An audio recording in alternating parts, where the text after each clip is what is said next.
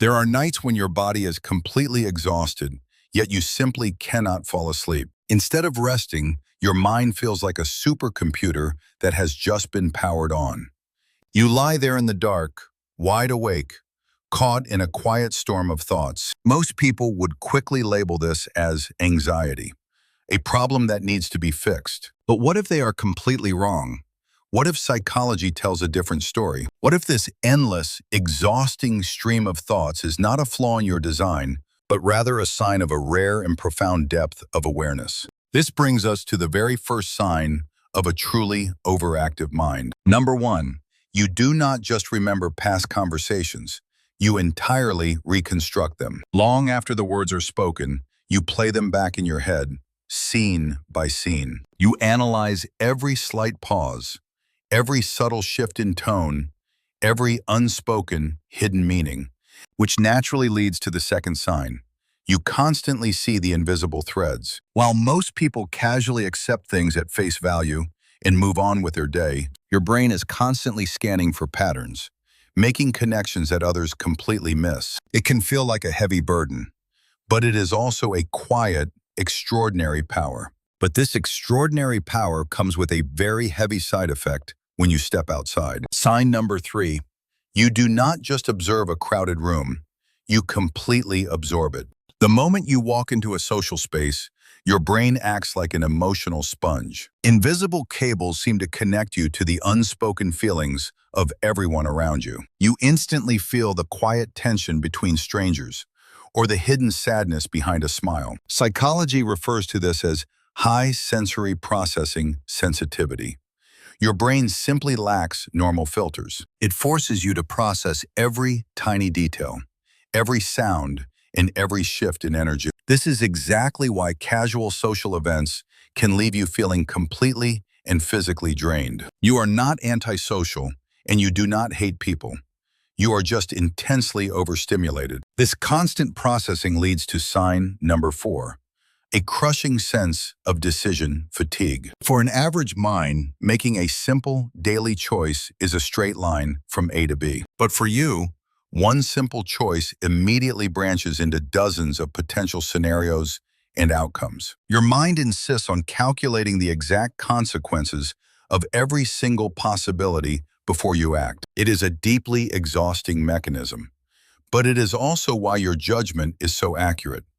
Because when you finally speak or decide, you have already lived the future in your head. Sign number 5.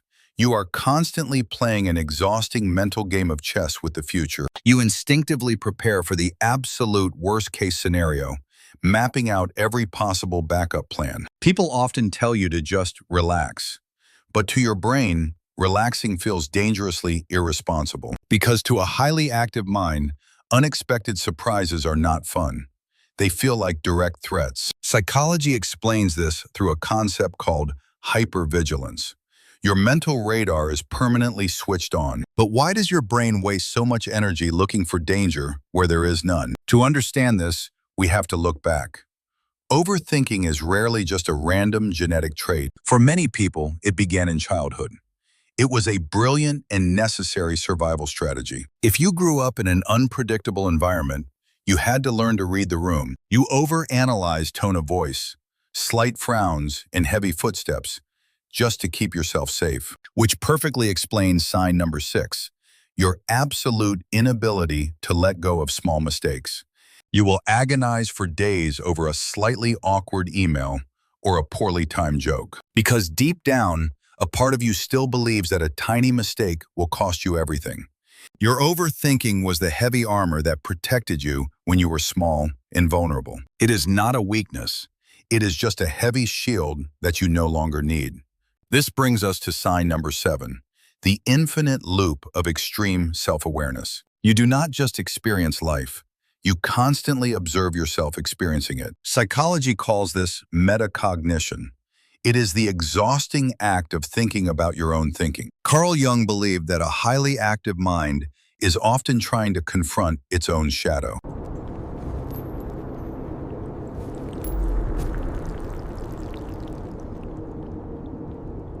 It is painful, but it also breeds a rare and profound level of emotional maturity. But this depth creates a divide, leading to sign number 8. Small talk feels unbearable. While others easily bond over casual daily topics, your mind feels trapped and starved. You crave conversations about fears, dreams, and the hidden mechanics of the universe. You are not being arrogant.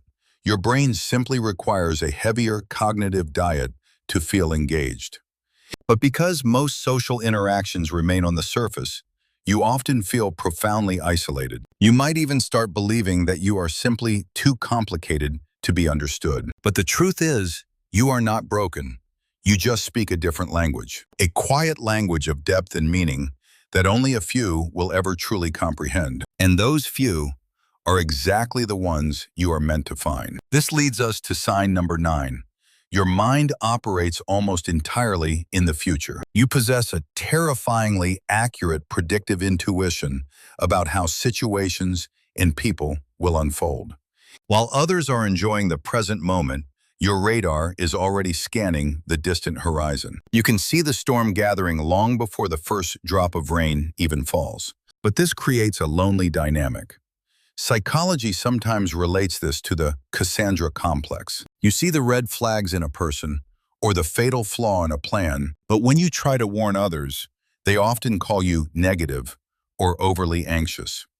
So you sit in silence, watching the inevitable disaster play out exactly as you predicted. It is incredibly painful to watch people you care about walk blindly into the fire. People often wonder if you are psychic, but it is not magic at all. It is simply your brain assembling thousands of tiny data points at lightning speed. Your subconscious mind solves the puzzle before your conscious mind even realizes it has started. You do not just look at a person, you read their micro-expressions, their unspoken hesitations. And because you are almost always right, you often become the designated crisis manager. You are the one who is left to quietly pick up the broken pieces afterward. Because of this heavy burden, there are days when you desperately wish you could just unplug. You search the deep architecture of your brain for a simple, quiet off button, a way to finally silence the relentless, exhausting hum of your own thoughts. But the switch is completely jammed. Your mind simply refuses to power down. So you try to escape it. You might turn to mindless scrolling late at night, hoping to drown out your loud internal voice with a stream of meaningless external noise. Or you might isolate yourself completely, drawing the curtains and shutting the entire world out. Not because you are angry at them, but because you need to drastically reduce the data input. Psychology notes that an overactive mind rarely stays confined just to the head. It inevitably leaks into the body, manifesting as chronic, unexplained physical tension. You literally carry the heavy weight of the future in your shoulders, your neck, and your jaw. You are experiencing the deep physical cost of a mind that generates too much gravity. It feels like you are holding up the sky, afraid that if you stop thinking, everything will fall. And this traces back to the ultimate, quiet fear of the highly self-aware mind. The unspoken belief that if you do not think of absolutely everything, no one else will. This brings us to the 10th and final sign, a dangerous level of radical empathy. Because your mind is always analyzing, you do not just see what people do. When someone is angry or defensive, a normal brain simply registers a threat and reacts. But your overactive mind immediately bypasses their anger to analyze their hidden psychological pain. You instantly see the scared, wounded inner child hiding behind their aggressive social mask. This is exactly why you often forgive people who do not even deserve your forgiveness. Your brain forcefully calculates their past trauma to logically explain their current toxic behavior. It is a profoundly beautiful trait, but it leaves you exhausted and emotionally drained. So, we arrive at the ultimate question. How do you live with a mind like this? The first step is to stop trying to force the giant switch to the off position. Instead of fighting the powerful machine, you must learn how to finally become its master. An overactive mind requires a very heavy, complex task to chew on every single day. Whether it is art, writing, complex problem solving, or building deep philosophical systems. Because if you do not give this powerful engine a meaningful project to solve, it will inevitably make a stressful project out of your own life and relationships. When this severe anxiety hits, your absolute first instinct is usually to try and think your way out of it. You start creating even more complex mental webs, desperately hoping that one brilliant thought will finally bring peace. But modern psychology warns that you can never outthink an overthinking mind. It only feeds the engine further. The only true way to break the cycle is to completely step out of your mind and deliberately anchor your awareness back into the heavy, solid, undeniable reality of your physical body. This is exactly why highly active minds are often deeply drawn to vast, rhythmic, natural spaces. The feeling of the heavy wind, the cold air, the undeniable physical sensation of the present moment. Nature provides a continuous sensory input that is massive enough to finally quiet the internal mental noise. You do not necessarily need to silence the world.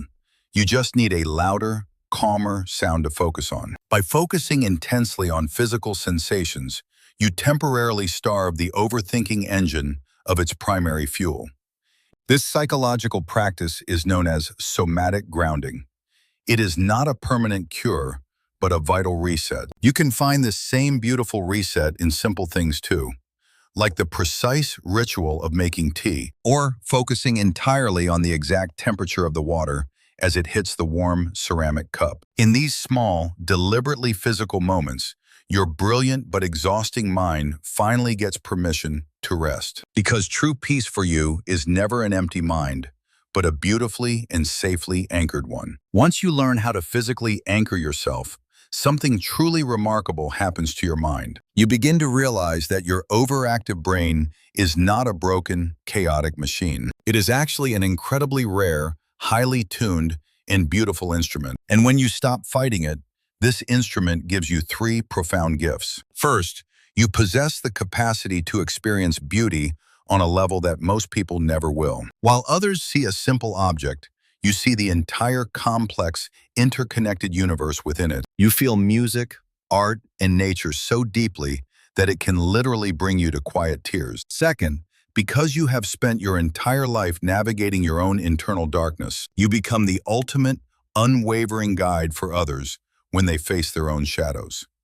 People naturally gravitate to you in a crisis because they know you are not afraid of the dark. And finally, the greatest hidden gift of all, your unbreakable, radical empathy. Your overthinking was originally born from a desperate childhood desire to keep yourself safe. But as an adult, it has evolved into a massive, protective umbrella for everyone you love. You love deeper, care harder, and protect fiercely because you understand what it means to hurt. That is not an anxiety disorder.